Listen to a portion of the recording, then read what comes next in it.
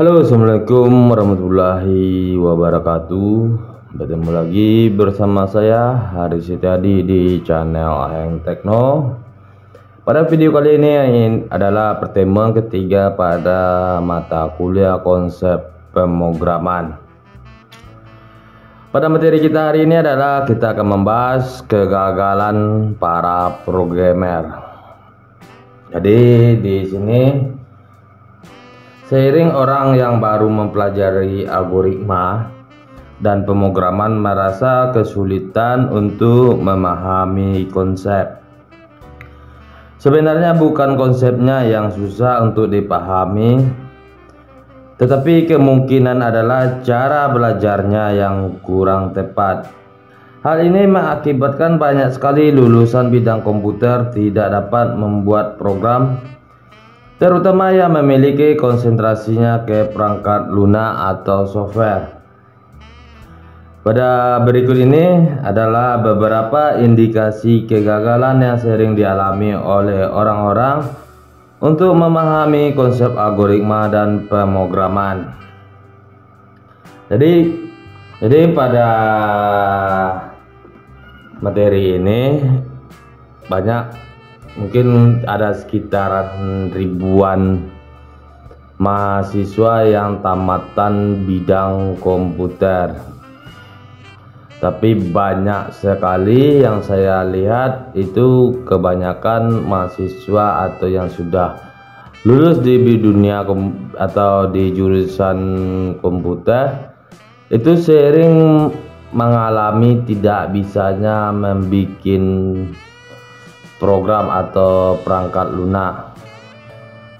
Sebenarnya di bidang IT itu memiliki beberapa tingkatan atau bagian bidang.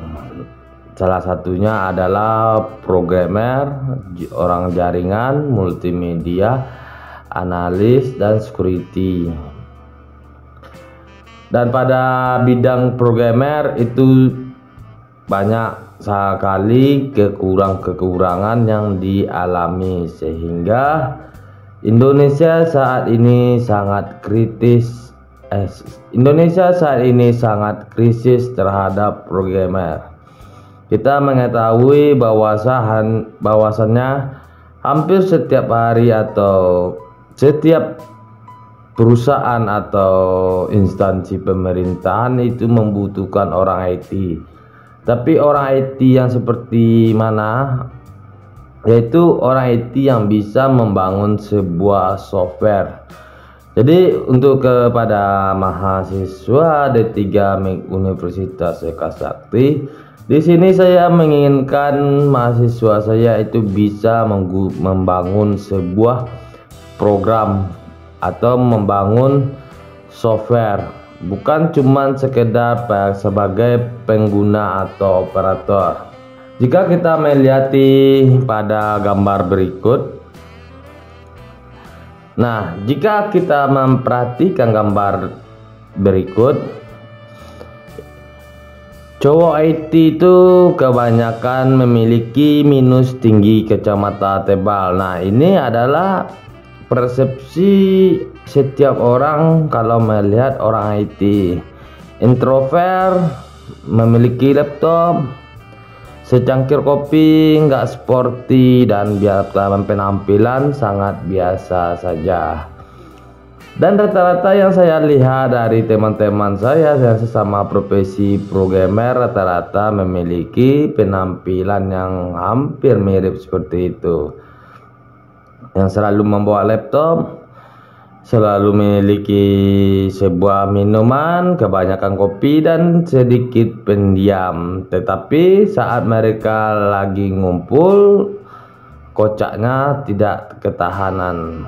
Nah ini adalah gambaran bagaimana kalau bekerja sebagai programmer di industri IT. Jika kita perhatikan hal tersebut yang akan kita lakukan. Lalu yang kedua, silakan perhatikan gambar berikut. Ini saya ambil dari komik Jakarta sang programmer. Nah, jika kita mendengar programmer, tentu itu tidak menjadi hal yang wah atau yang menjadi yang luar biasa. Tapi pernahkah kita melihat kalau sang programmer itu seperti gambar berikut, hidupnya banyak tersita di dalam ruang dan di depan layar komputer. Keseringan meletakkan komputer, mata jadi minus, tambah tua, nambah plus.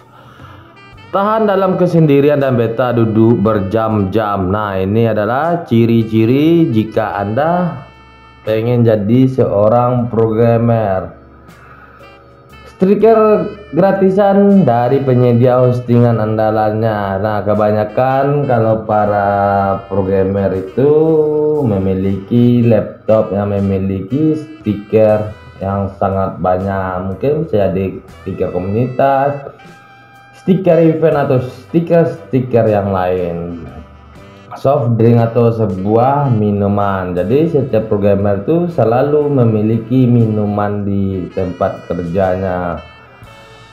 Baterai laptop udah ngedrop, makanya selalu dicolokin. Nah, ini karena kebanyakan programmer itu akan menghabiskan waktu mereka di depan laptop untuk menyelesaikan suatu permasalahan dari program mereka.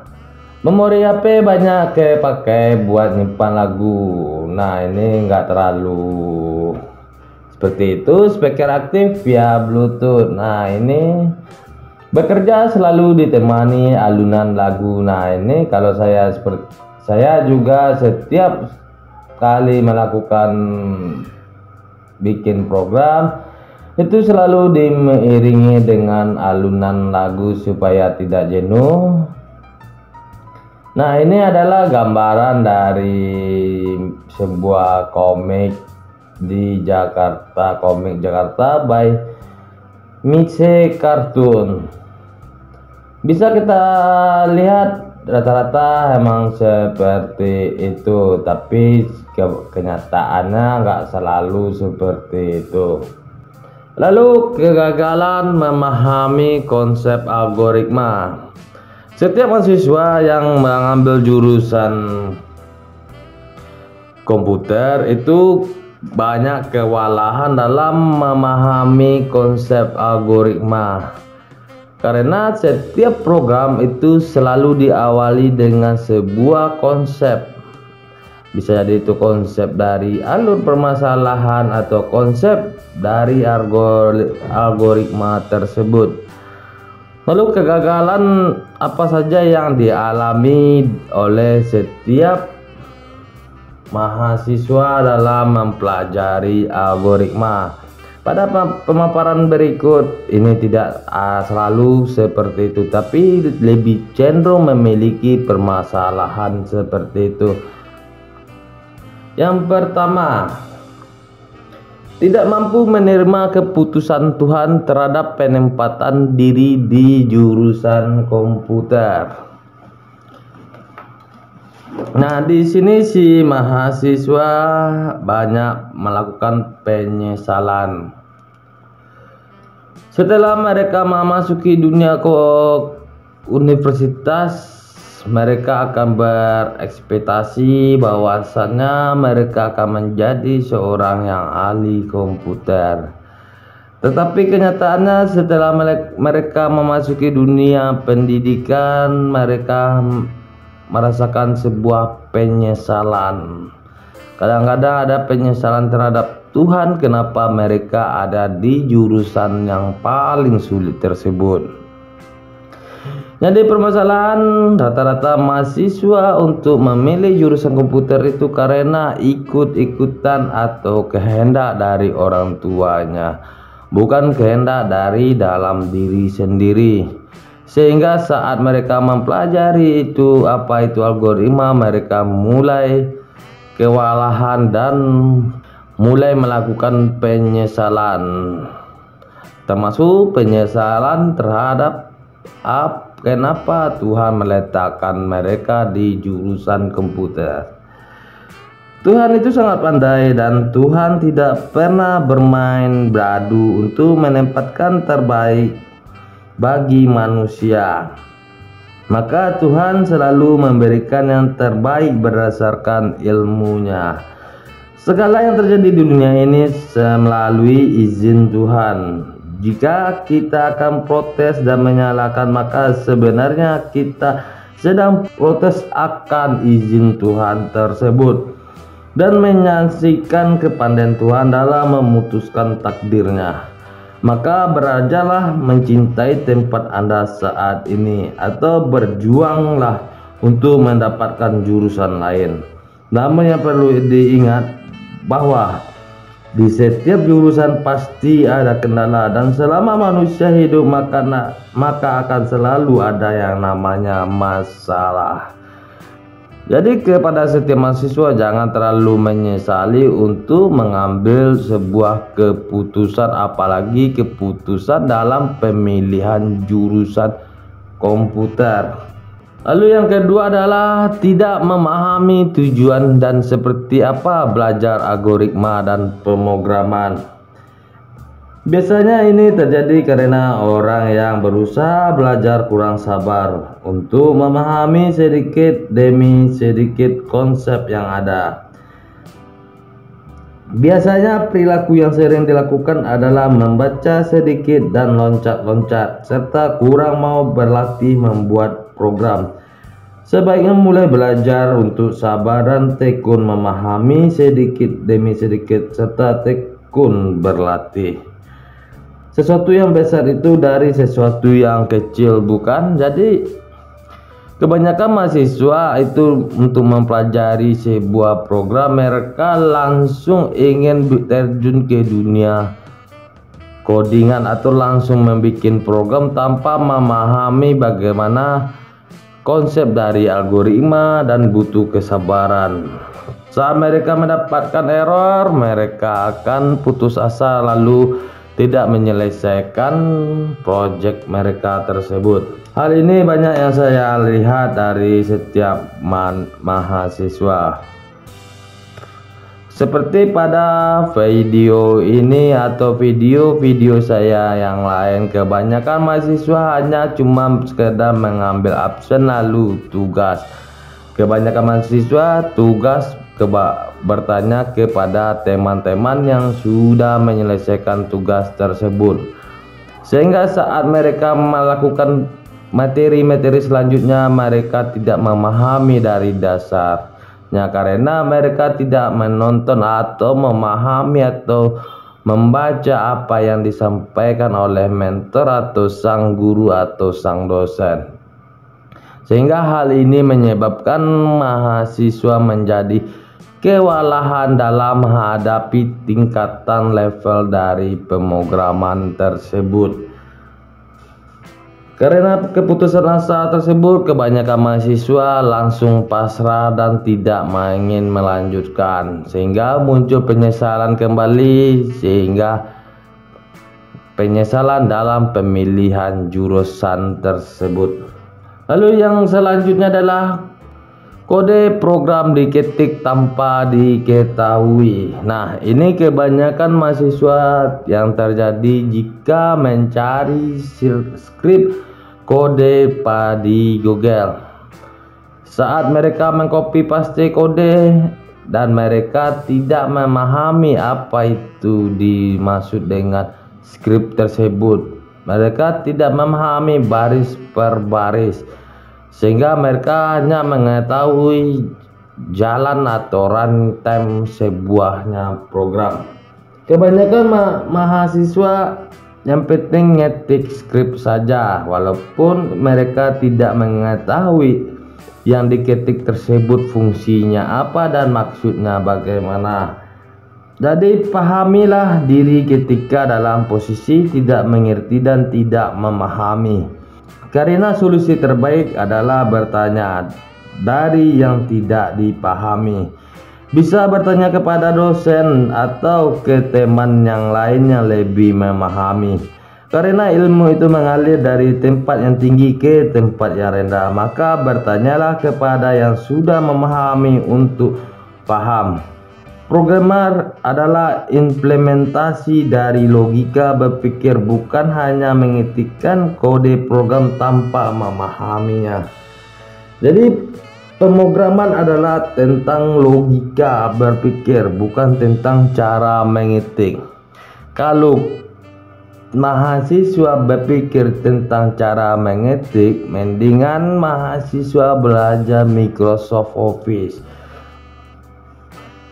Di sini Anda dituntut bukan bisa mengetik skrip, tapi Anda dituntut bagaimana Anda bisa menyelesaikan suatu permasalahan dengan logika dan diterapkan ke dalam sebuah program. Lalu yang selanjutnya adalah tidak dapat menemukan solusi dengan masalah yang sama. Ketika diterangkan oleh dosen atau teman yang memahami mengenai penyelesaian masalah, dapat mengerti, tetapi begitu ada soal yang lain dengan level sama tapi jenis yang berbeda, tidak bisa mengerjakannya.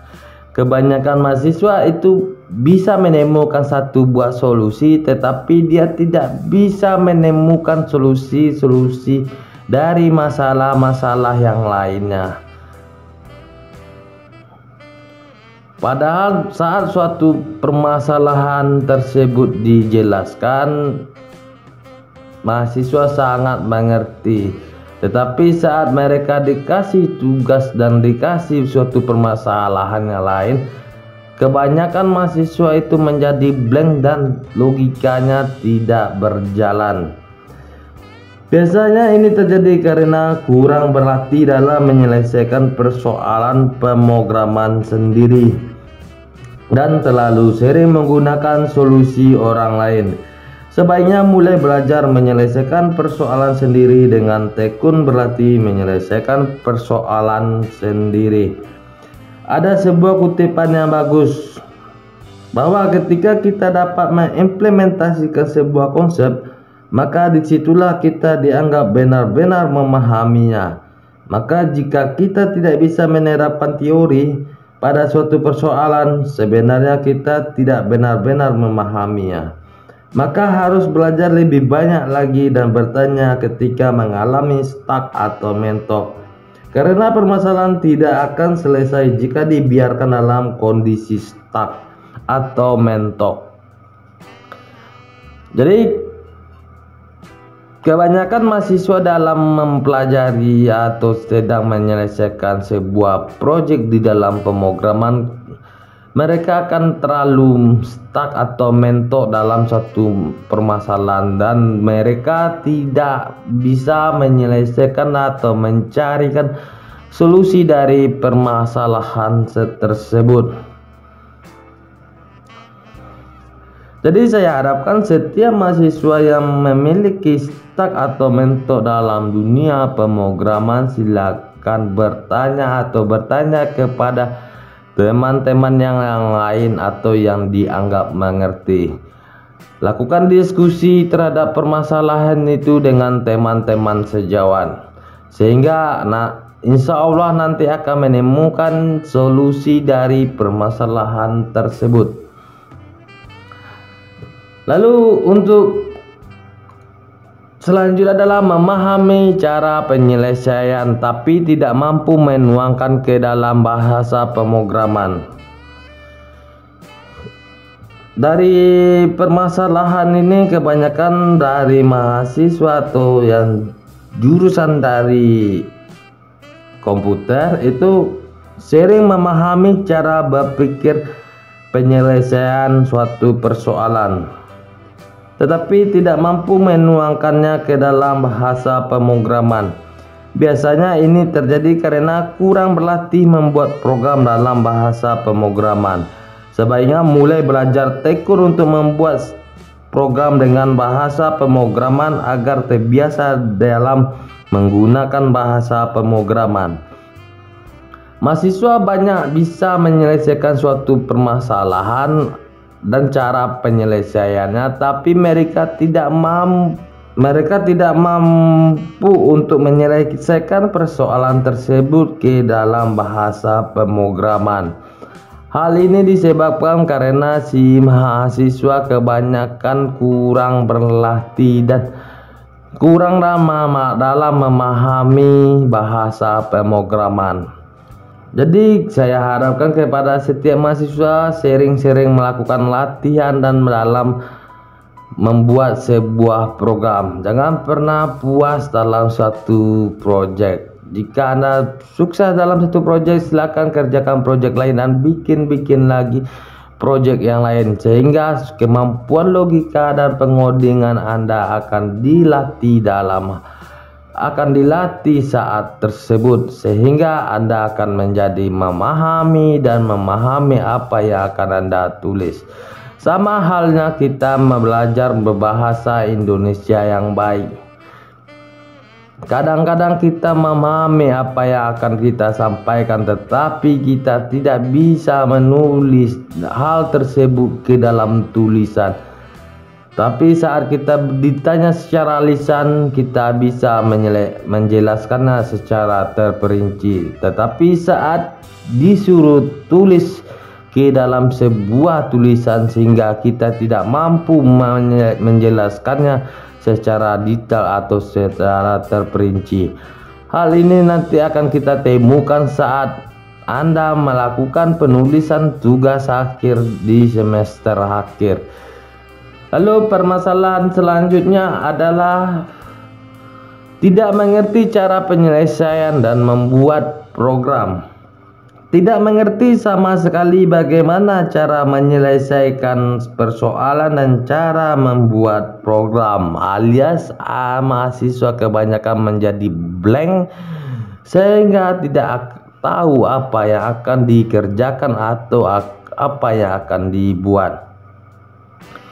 Biasanya ini terjadi karena terlalu introvert, kurang mau bertanya jika ada permasalahan, sehingga banyak yang lebih baik dibiarkan saja dibandingkan diselesaikan. Sebaiknya mulai banyak bertanya jika menemukan kendala. Pasti ada orang di dunia ini yang baik, bukan?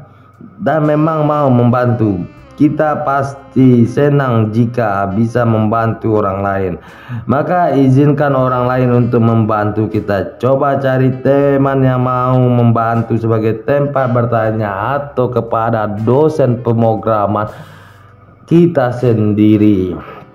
Hal di sini saya sangat open terhadap mahasiswa yang memiliki kendala-kendala dalam menyelesaikan pemrograman atau tidak memahami pemrograman. Kebanyakan mahasiswa itu kendalanya adalah bagaimana dari awal untuk memulai sebuah program tersebut. Mereka akan untuk mengetik huruf pertama di dalam sebuah pemrograman tersebut, mereka akan selalu menghabiskan waktu apa yang akan diketik dan dimulai dari mana, sehingga mereka akan memiliki kendala dalam hal tersebut. Pada intinya di sini adalah bagaimana kita memahami sebuah program tersebut. Banyak bahasa pemrograman di dunia ini, mungkin dari puluhan hingga mungkin ratusan bahasa pemrograman. Yang saya harapkan jangan kita mempelajari seluruhnya, cukup kita memahami bagaimana konsep dari sebuah bahasa pemrograman tersebut. Cukup kita paham dan mahir dalam satu atau dua bahasa pemrograman saja, sehingga apapun permasalahan kita bisa menyelesaikannya dengan sebuah program yang sudah kita miliki atau yang akan kita bangun. Karena itu saya harapkan kepada setiap mahasiswa untuk dapat memahami dan belajar pemrograman lebih giat dan terlatih, dan sering-sering bertanya, jangan berdiam diri. Di sini saya selalu terbuka jika ada mahasiswa yang ingin bertanya, walaupun itu di luar konteks dari mata kuliah. Silakan bertanya, insya Allah saya akan membantu, karena setiap saya akan menjawab pertanyaan dari mahasiswa, hal tersebut adalah sebuah ilmu baru bagi saya, sehingga kita akan berbagi ilmu. Di sini tidak ada selalu bahwasanya dosen itu lebih mengetahui, tetapi dosen itu hanya lebih mengetahui satu langkah ketimbang dari mahasiswa. Jadi ada saatnya bagaimana mahasiswa mengetahui lebih dari dosen, dan di sini bagaimana kita caranya berbagi ilmu, karena ilmu itu sangat luas dan selalu berkembang setiap waktu, dari waktu ke waktu. Dan dari sekarang saya juga lagi belajar dan selalu belajar dan mempelajari bahasa pemrogram yang baru, sehingga saya tidak ketinggalan dalam dunia IT atau di dunia pemrograman. Oke, untuk selanjutnya adalah belajar otodidak tetapi masih tidak mengerti. Nah, ini yang sering terjadi dari mahasiswa. Sudah banyak belajar sendiri tetapi tidak mengerti bagaimana penyelesaian persoalan tersebut. Biasanya ini terjadi karena orang yang sedang belajar bersifat introvert atau antisosial. Setiap belajar dan mengalami masalah, memilih untuk dibiarkan saja dibandingkan bertanya untuk menyelesaikan persoalan tersebut. Sebaiknya banyak bertanya dan berbagi dengan orang lain dalam belajar, karena algoritma dan pemrograman tidak dapat dipelajari tanpa banyak bertanya.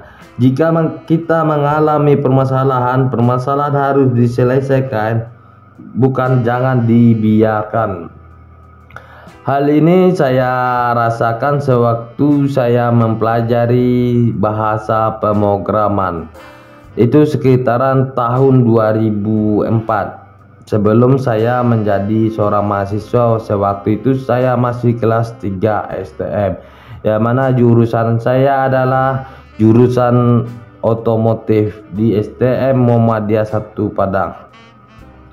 Waktu itu saya cuma berharap kepada teman-teman saya yang ada di dunia maya atau di internet, bertukar pemikiran dan bertukar tantangan, dan di sana saya memulai pelajaran bahasa pemrograman. Dari ribuan mungkin ratusan bahasa pemrograman yang ada, saya memilih waktu itu salah satunya adalah PHP. Alasan saya karena PHP itu sangat bisa cross platform, mau itu dikerjakan di Windows, di Linux atau di macOS, sehingga saya lebih cenderung tertariknya sewaktu itu adalah PHP. Saya memulai belajar pemrograman dari seorang senior waktu itu, yang dia cuma mengasih tantangan bagaimana cara bikin kopi yang baik. Di sana saya tertantang, saya bikin flowchart dan saya terapkan ke dalam bahasa pemrograman. Tetapi sang senior dia tidak pernah mengajarkan saya bagaimana cara mengetik kode-kode tersebut. Saya cuma dikasih satu buku dan saya pelajari. Banyak hal-hal yang baru saya temukan, dan banyak juga hal-hal baru atau error yang saya temukan. Saat saya menemukan permasalahan error, saya mencoba untuk bertanya dan mencari informasi tersebut. Pada waktu dulu itu Google tidak terlalu banyak seperti sekarang ini, hanya beberapa forum saja. Saat waktu itu belum ada YouTube, belum ada video, karena waktu itu koneksi sangat mahal, dan waktu itu saya masih ingat sekitaran 50.000 itu untuk satu bulan. Itu kecepatan cuma 16 kilobyte. Sekarang koneksi internet rata-rata provider minimal adalah 1 megabyte, 1000 lebih cepat dari yang dulu saya alami. Tapi dengan koneksi yang sangat lambat, atau bagi saya itu cukup untuk mencari sebuah informasi, sehingga saya kebanyakan mencari informasi yang ada di dunia internet tersebut. Saya memahami, saya copy skrip tersebut, saya pelajari satu-satu. Ini kenapa skripnya harus ada seperti ini. Seandainya saya hilangkan apa yang terjadi, saya sering melakukan eksperimen terhadap listening program dari orang lain.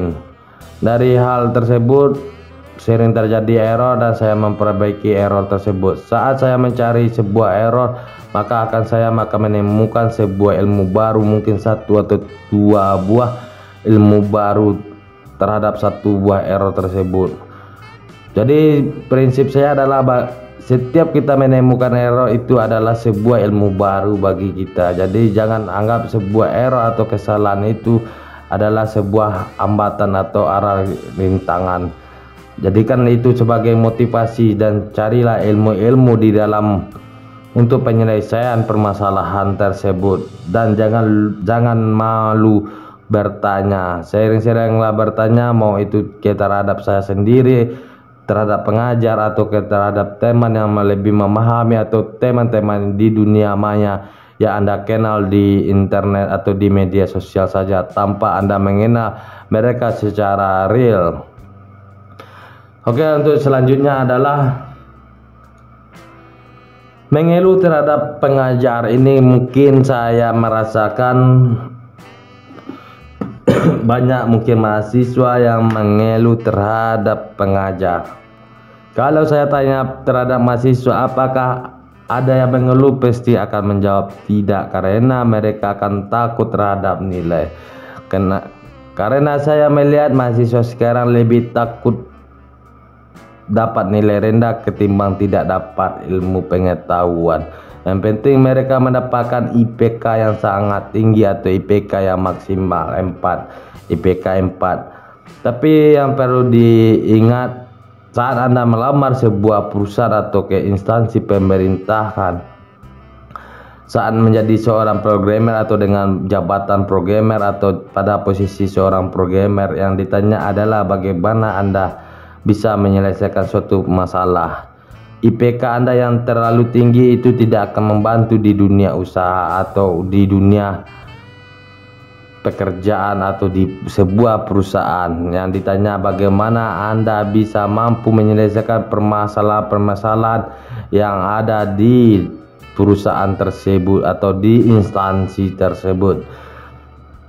Bahasa pemrograman apa yang akan Anda bawa nantinya saat Anda melamar pekerjaan, atau Anda tidak akan pernah menjadi seorang programmer atau melamar jadi seorang programmer karena Anda tidak mampu dan tidak memahami bahasa pemrograman tersebut.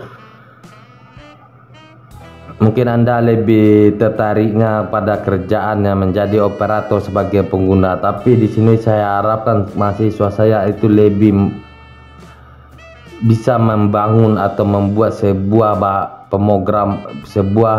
program, bukan menjadi seorang pengguna program. Jadi di sini kita adalah akan membuat sebuah program, bukan sebagai pengguna program. Jadi siapkan mental, fisik, dan pemikiran dan waktu, karena di sini nanti pada pertemuan selanjutnya kita akan banyak menghadapi permasalahan baru dan bahasa pemrograman yang baru. Siap atau tidaknya Anda harus siap, karena walaupun Anda nanti akan dibentuk di universitas ini, tapi dunia luar itu sudah akan membutuhkan Anda. Jadi silakan Anda habiskan waktu jadi mahasiswa. Jangan Anda buang-buangkan yang tidak mubazir. Huru-hara itu wajib, karena saya dulu jadi mahasiswa juga sering juga nongkrong atau ngopi-ngopi dengan teman-teman di warung-warung. Tetapi saatnya saya belajar atau mempelajari sebuah bahasa pemrograman atau mencarikan solusi, itu wajib hukumnya. Jadi jangan habiskan waktu Anda cuma sekedar nongkrong-nongkrong, main TikTok atau yang lain-lainnya. Jadi selesaikan permasalahan, kita cari permasalahan, kita temukan solusinya, dan kita ciptakan sebuah produk.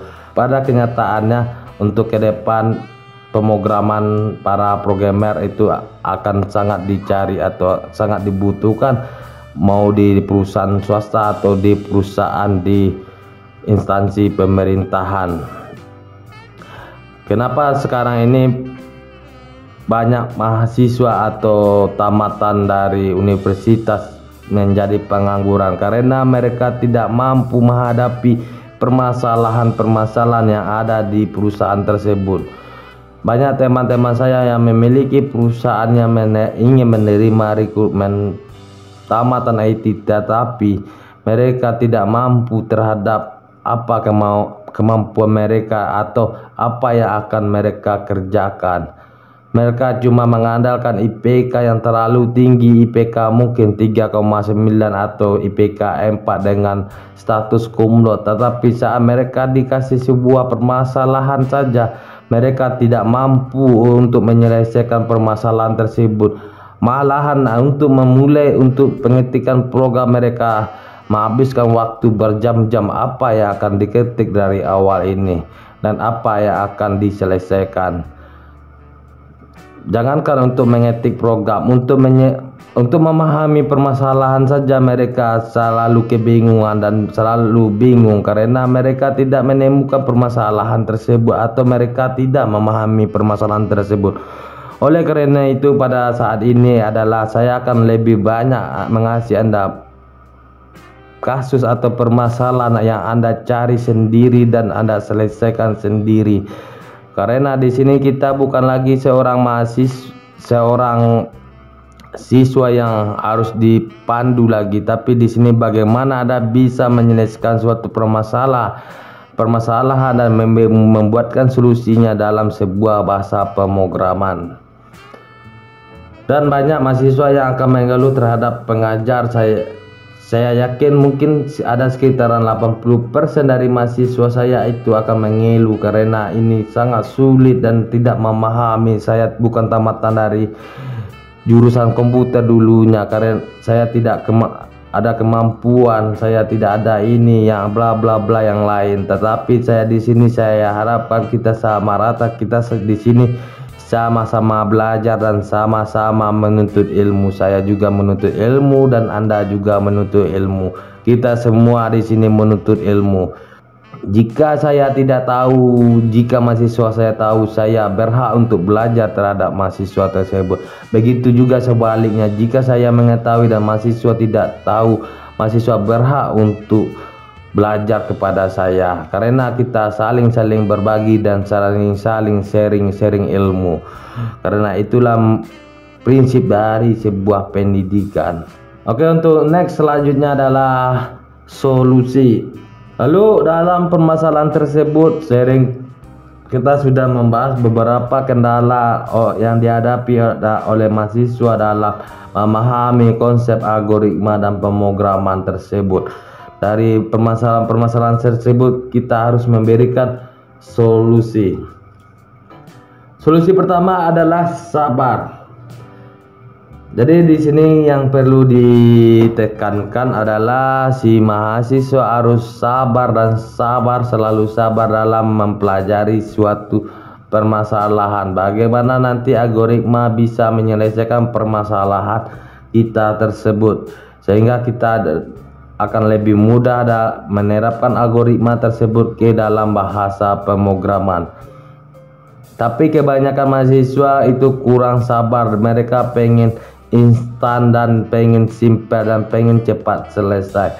Tidak ada di dunia ini yang instan. Mie instan saja itu butuh proses perebusan. Tidak ada mie instan yang instan langsung bisa dimakan, kecuali Anda nekat untuk memakan mie mentah tersebut. Jadi di sini saya harapkan mahasiswa lebih sabar dalam menghadapi permasalahan. Jika ada permasalahan, silakan bertanya atau kita mendiskusikan bagaimana caranya kita untuk menyelesaikan solusi tersebut. Jangan Anda diam dan berdiam diri tanpa Anda bisa menyelesaikan masalah tersebut atau Anda meninggalkan permasalahan tersebut. Lalu untuk solusi selanjutnya adalah latihan. Di sini solusi selanjutnya adalah kita harus berbanyak latihan. Setiap latihan itu akan memberikan sebuah ilmu baru dan pengalaman yang baru. Dalam setiap latihan kita akan menemukan sebuah solusi dan kita menemukan sebuah masalah. Masalah tersebut akan kita selesaikan dengan algoritma yang akan kita rancang dan kita terapkan ke dalam bahasa pemrograman. Pada di sini mahasiswa saya harapkan sudah menonton pada video saya tentang pembelajaran Python. Nah, karena pada konsep pemrograman ini kita akan menggunakan bahasa pemrograman Python tersebut. Saya harapkan kepada mahasiswa sudah menginstal bahasa pemrograman tersebut di laptop atau di komputernya masing-masing. Lalu solusi selanjutnya adalah bertanya. Di sini adalah saya harapkan kepada mahasiswa sering-sering bertanya dalam suatu permasalahan yang dihadapi. Tapi yang selama ini yang saya alami, mahasiswa hanya sedikit yang bertanya tentang program mereka. Kebanyakan mereka kirim tugas, yang penting sudah kirim tugas. Salah atau benarnya itu urusan belakangan, yang penting tugas sudah terkirim. Jadi saya harapkan kepada mahasiswa sering-sering bertanya, mau itu kepada pengajar, mau itu Anda cari solusi di internet, atau bertanya kepada teman-teman sejawat atau teman yang Anda anggap lebih mengerti daripada Anda sendiri. Dan di sini pada slide terakhir adalah slide penutup. Di sini kita ada tugas. Untuk absensi untuk tugas silakan Anda lihat di kolom deskripsi atau kolom komentar yang sudah dipin. Tugas di sini adalah silakan Anda cari dan jelaskan dan pahami proses dari algoritma genetika. Buat di dalam sebuah dokumen doc atau docx. Di sini yang Anda cari referensinya boleh dari jurnal, buku, atau dari blog atau yang lain. Anda pahami bagaimana proses dari algoritma genetika tersebut. Silakan Anda bikin rangkuman dan lalu Anda bikin dalam sebuah laporan bagaimana proses, rumus, alur, dan yang lain-lainnya. Oke, sampai di sini saya anggap mahasiswa memahami. Jika tidak ada pertanyaan, silakan komentar. Tinggalkan komentar, insya Allah saya akan membantu menjawab. Jika tidak ada pertanyaan, di akhir kata saya ucapkan terima kasih. Assalamualaikum warahmatullahi wabarakatuh.